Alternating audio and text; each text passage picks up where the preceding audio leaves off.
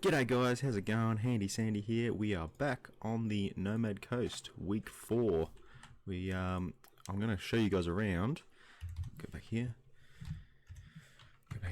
Okay, so I'm going to show you around. We haven't really done a lot with the spawn location here, but I have done a little bit of work to the actual shopping district, and we've actually got 2 shops up right now. So we'll jump in this boat and we'll go over and have a look just as the sun's setting. And so we'll see who's on. No, just me. Alright, so come across here, and as you see, we've got a little smokestack there. Come around here and we've now got a dock. This will hopefully be what everyone sees when they first come in. So yeah, welcome to the shopping district. This dock's for players to start out, grabbing anything you need, food, tools, all that sort of stuff.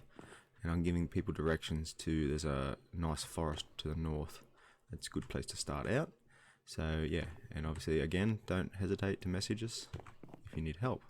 Now in here, and I should put some signs up I think, but we've got free tools. Shovels, axes, pickaxes and swords. And then a big map of the shopping district. So right here with the green dot, that's where we are right there, and this is the little starting out sort of marketplace here. And then here is the portal tower that I showed you guys in the last episode, and we've got some shops here. Oh, hello.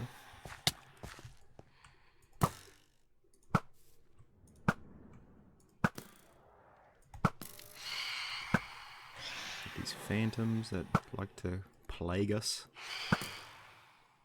anymore. No, I'm going to pick up that experience. And the phantom membranes. Oh yeah. Okay.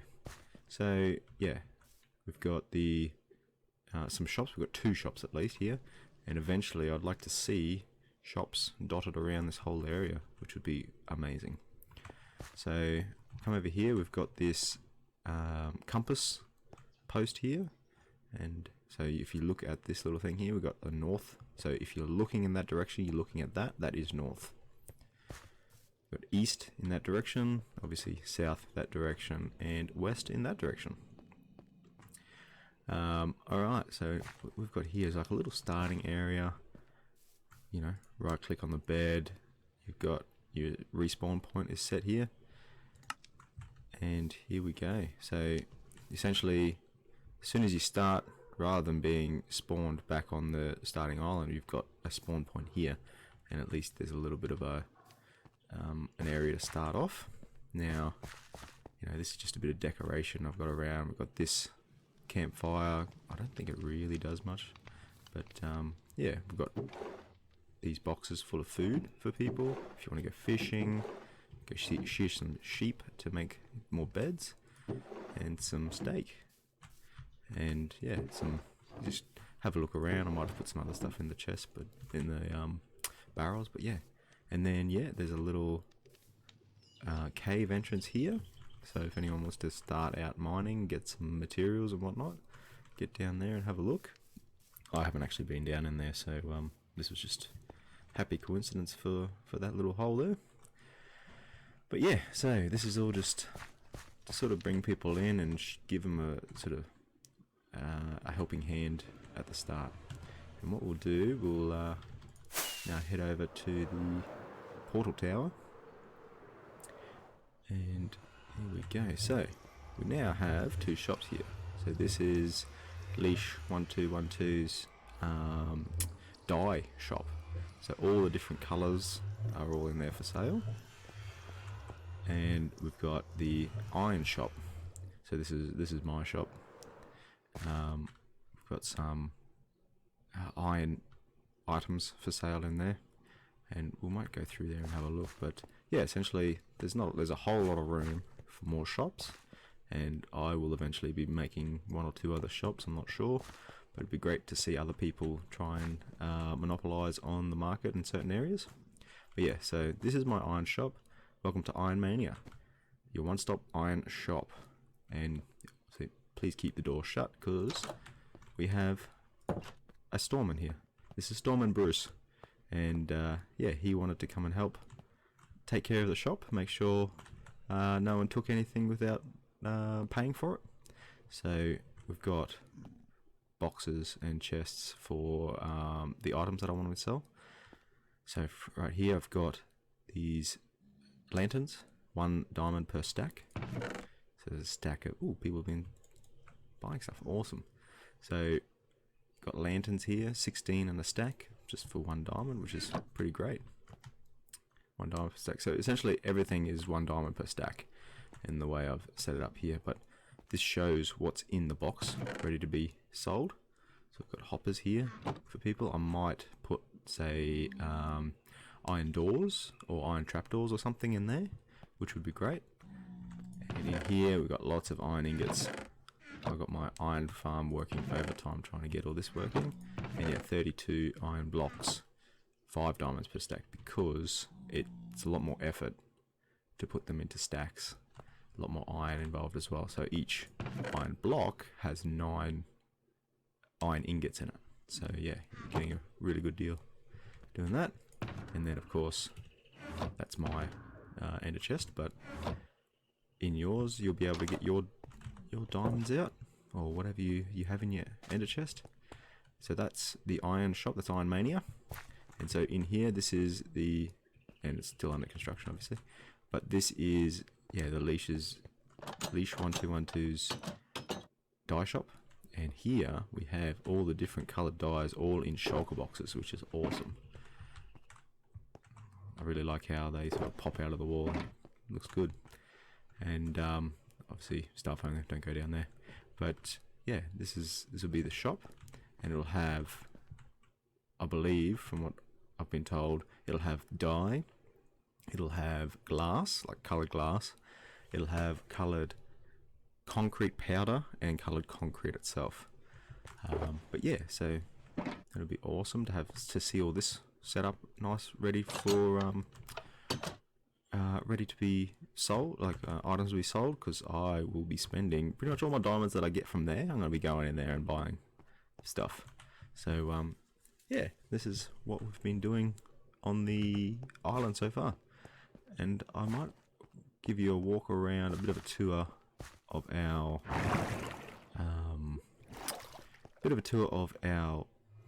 home, and show you guys what we've been up to. I don't believe I showed you guys last time, but this is the portal to the end. So this goes to the fortress where you can go through into the end portal. The first city, the end city I busted by myself. I went in, got these wings, and I set up this little monument and this flag to show it was an end city that I busted.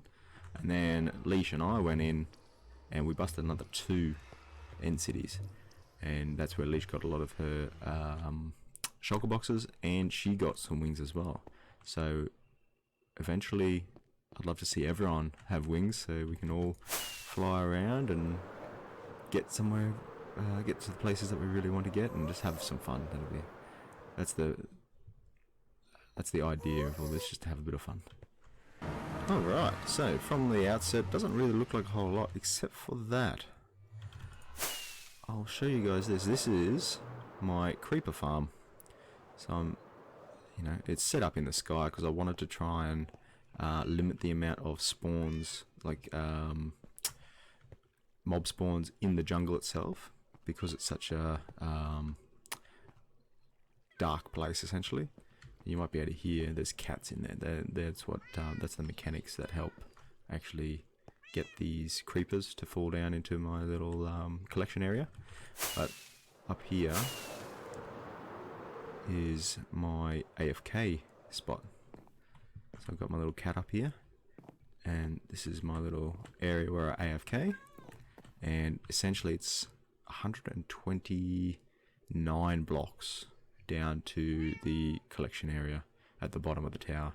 So that allows just the creepers to spawn there, and really nothing else spawns, which is great.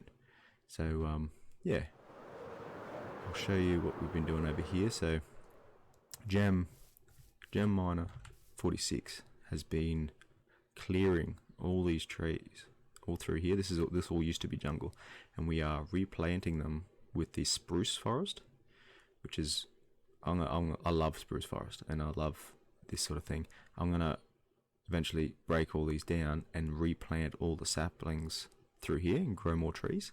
I'd love to see like a large spruce forest through here, and have like village, like a village through here, an open plan village through here for the villagers. We've got a whole heap of villagers in our little farmland here at the moment, and get them in and living in this village here, and really just design it all and make it look awesome. And but that's after I do all the little jobs and it's like way down on the priority list at the moment. But yeah, so what we've done here, Gem and I, we made a sheep or coloured wool farm.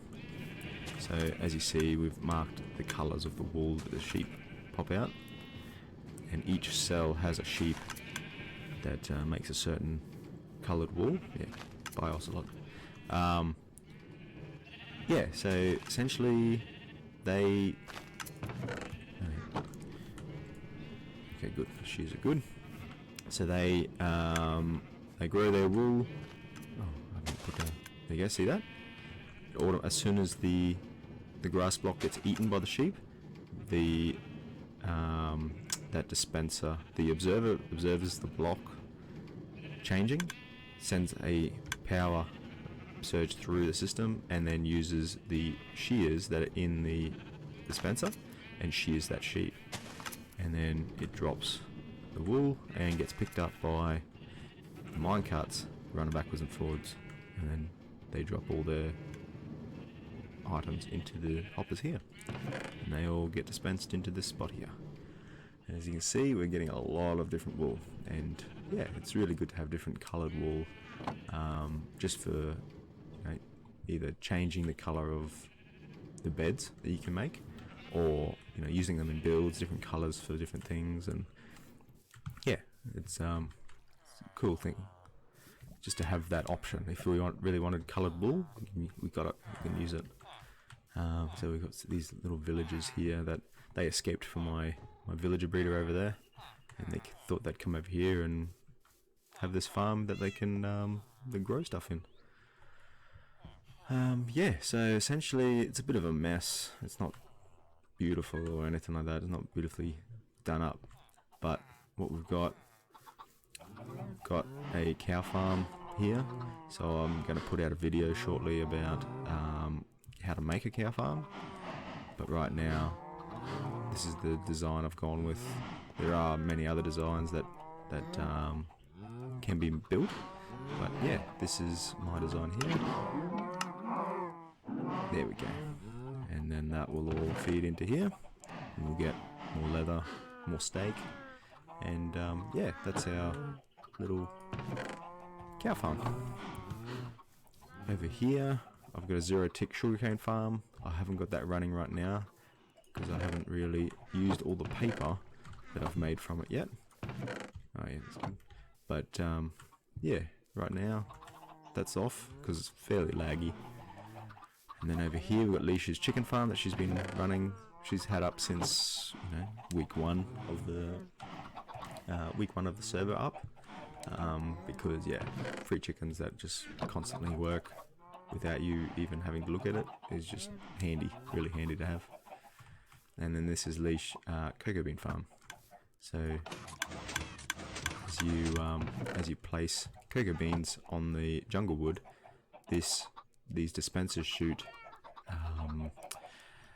bone meal onto the bean and grow it, make it grow real quick, and then as soon as it comes down, it knocks off and goes into that hopper. And the idea is to obviously get more cocoa beans, but it's pretty expensive bone meal wise. So we've gone through a lot of bone meal just to get some brown dye essentially. Yeah. Alright, so Gem's been doing some designing and building, and this hallway coming off the bridge. We've got the hallway, the bridge coming from the industrial area over here, down the pathway, and we've got, this is Gem's design and build, and her ruined wall look sort of thing. And so around here we've got like garden beds, and these are all berry bushes, and they're very handy for mobs. Mobs can't walk through them; they get damaged if they walk into them. And then this is Gem's pond. She's got coral, she's got sea pickles, and fish, and tropical fish, and a whole heap of different things in here, which is awesome. That just looks great. Might have to fix that tree though. That just looks a bit weird. Whether we make some cool, like, weeping willow sort of jungle tree or something. But yeah, this is the builds have been going slow and steady, which is awesome, because you know it's not meant to be, you know, rush around and do everything all in one. But yeah, my little enchanting room, got everything I might need, hopefully. My junk room in here, just bits of crap and boxes of random stuff, and my end busting box. Yeah, it's been, oh no, there we go. And so we come into the vault, and it's kind of got a bit of everything that we might need, all the good stuff. Yeah, sort of all. It's not really hidden, and I haven't really got any sort of lockable door or anything on it yet, but we haven't really had anyone coming in yet to steal our stuff, because we've really been the only ones on. And so here we have the sorting room, and each one of these boxes sorts the stone and dirt and gravel, all that sort of stuff, sand, all those things out from here. Oh. Lol. We'll have all the boxes here, hopefully, with all our stuff, and yeah, each box will have its own thing. Ooh, 3 gunpowder, yay! This is just, yeah, a mess. It's unsorted. It's all the unsorted stuff. So yeah, eventually I'll want the chests, the sorting room, to go all the way down to that wall there, all the way around the back, and then all the way up this wall here. So that there's a lot, hopefully get every item in the game would be great to be able to fit into this hallway here. But yeah, we'll see how that goes. It's all run off hoppers. I don't know if you can see from here. Yeah, the hopper line up the top there runs along, feeds through a redstone system that filters out certain blocks into certain lines. And so yeah, there's not difficult, you know, 5 out of 10 for redstone difficulty in a sense, but yeah, it's not that bad. And then yeah, so I'm setting up, I really want this area to be like a fly-in area. So this here I would want to have like a archway of some kind, something cool with like the vines and stuff hanging down over it and all that.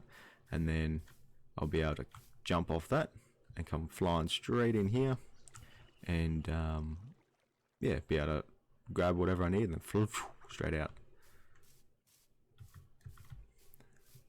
The iron farm, it's not going right now, but I have updated that. So I'm gonna, reset that. There we go. Go burn. So I've set this up so that they're all connected now with hoppers, and so they'll all get fed in here, up the bubble elevator, and then into the hopper line. So all the poppies will go in here, and then all the iron will start getting put in here. Oh yeah, got some more there. Awesome. So yeah, that's a lot of iron coming out of the shop here, and these are all iron blocks. This is just a decoration to sort of show off, I guess. But yeah.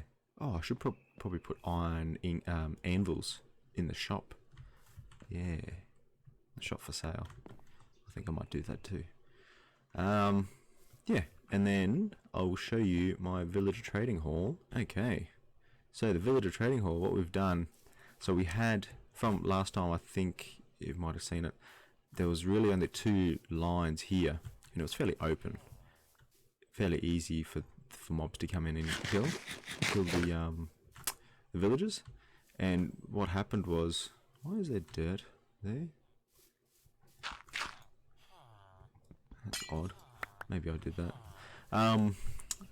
Yeah, so what happened was we had a raid. We had a whole heap of pillagers come in and, you know, went and fought them and all that sort of stuff. But I didn't realise that they had gotten in and killed half of my traders. So the guys that I've already set up, half of them got killed. So I lost half of like the good books, like Unbreaking 3 and Fortune 3, all those sort of traders. And yeah, so I had to hard think about it, and I thought, oh, yeah, clean all that out, got rid of all them, relocated all the traders, put them in here, so it's fully enclosed. I've got a roof on here. I then tried to redo and get all my books back, so I've got like the Infinity guy here, Looting 2. He was there. The Mending guy. This is my first dude, and I've got first test, and I got Mending off him, so I'm pretty happy about that. But yeah, so redid all this, and now I've thought about it. I'm like, oh, this is a bit, you know, this is not too bad, but I think just how tight it is. Like, this is alright, but I've got no space on that side, I've got no space on this other side. There. So what I'm going to do, I'm going to relocate it again and put a bit of redstone into it. Make it, I think, zombie, you know, get the better trades. So I'm going to get zombies involved, bring them into the mix. So what I've done, the villager spawner here as well, they'd killed the 2 villagers that were there. They hadn't got him, but they'd killed these 2. So I had to, you know, take 2 of my non-essential ones, put them back up in there, and now they're doing alright. They're popping some babies out. And what I've done, I've dug this out into my new villager trading hall. Yeah, this trading hall is from LogicalGeekBoy. He's got a video on how he designed and built this trading hall, and so what I'm doing, I'm adapting it for this under the hill, under this sort of mountain area, and I'll do some sort of designing to this, put some pillars or make it look pretty cool. But right now we have efficiency 5, which is awesome. Love that. Looting 3, that's amazing. Silk Touch, good. Mending, and now all I need is Unbreaking 3 and what else? What was the other one? Fortune 3 in here, and that would be pretty much all the books that I'd need. So I've got efficiency 5, Silk Touch, Unbreaking 3, and Mending. So I need the Unbreaking 3, and then in my wait, I've got this one here.